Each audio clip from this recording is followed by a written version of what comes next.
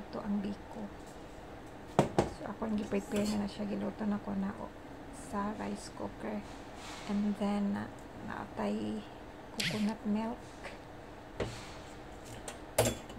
Atong abrihan o atong ibutang sa kalaha. Yan. Coconut milk. Tapos yun na.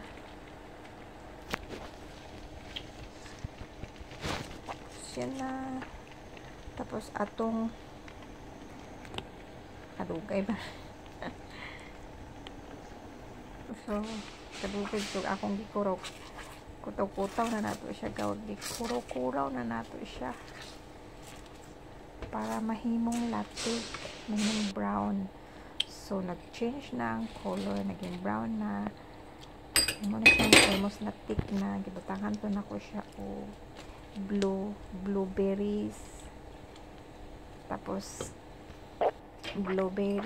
tapos unsa ni siya, raisin,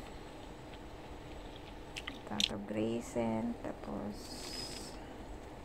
sugar, tapos kuraw-kuraw na sad para ay nag-add ko another sugar kay murag dili pa kay siya brown.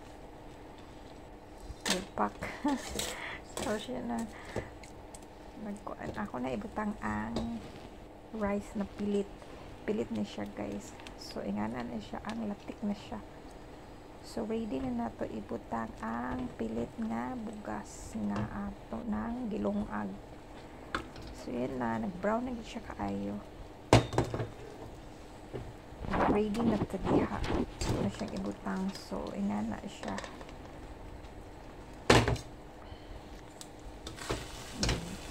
Yun na, ato na siyang luwag-luwagon na pod, kuraw-kurawon na sa nato.